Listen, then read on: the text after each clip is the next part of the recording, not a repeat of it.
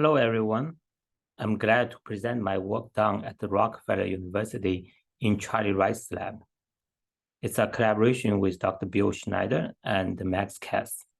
Overall, I first want to introduce the RNA launch system, show some DMS RNA launch and the fitness map at the polymerase region, and some drug-resistant mutations and the 3D structures. First, I want to introduce RNA launch system developed by us in the figure 1. We have shown that in vitro transcribed RNA can be transfected into a cell, got reverse transcribed, and converted into a cccDNA and make new proteins like surface HBs protein. For more details, please either stop by my poster or attend Bill's talk.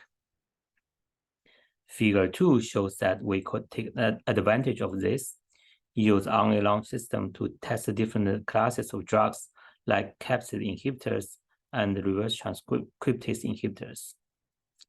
In figure 3, we could use RNA launch to test the T109I for the BAY and M204V for the limuvudin, two known mutations that is either resistant to the limuvudin or the BAY, either at the core or RT domain.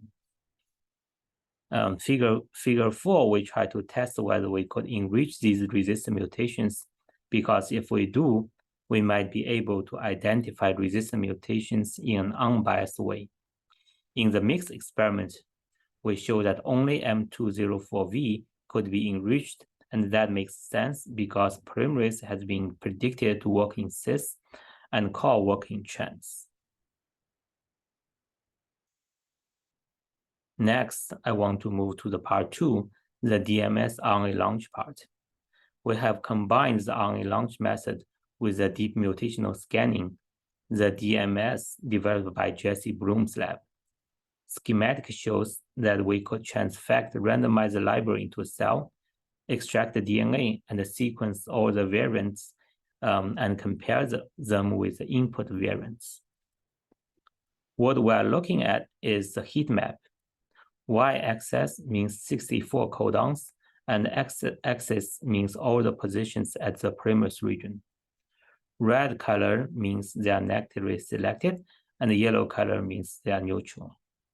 If we zoom out, first we see that most stop codons on the top of the figure are strongly negatively selected, meaning that the assay works properly.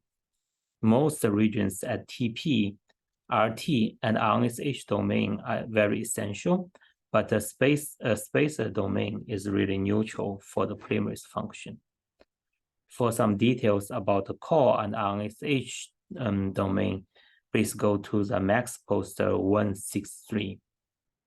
One more thing I want to mention is that our assay really focuses on the polymerase region because only pole work in cis. That's why we can peel off the selections by the S open reading frame, which might give selections at the spacer region. This is great because there's so far still no crystal structure of the pole. Our fitness map really provides insights into the details of important domains. Next, I want to move to the part 3. We want to test whether RNA launch method could be used to predict the drug-resistant mutations. At figure 6, we show that by using regular RNA launch, we could identify M204V, M204I, two most observed mutations in clinics. We think that the variants are introduced by the error of T7 polymerase. At figure 7, we show now that if we use DMS RNA launch, now we observed a lot more mutations. If we map DMS mutations into 3D structures, 3D structure in figure 8, we show that all these mutations are clustered together. Red ones are those observed in clinics, and the pink ones are novel mutations. Now the question is why these pink ones are not observed in clinics. We reason that maybe these pink ones are negatively selected by the overlapping surface domain. An indirect improvement is that when we map the clinic observed mutations of HIV into the crystal structure, we found that these mutations, some of them resembles to DMS HBV ones, because HIV do not have surface protein at overlapping open reading frames. In summary, we show that RNA launch could be used to test drugs and resist mutations. By DMS, we acquire the fitness map in the whole polymerase region, and we show that we could identify drug-resistant mutations. Please go to Bill's talk, Max poster 163, and my poster if you want further discussion. And thank you very much.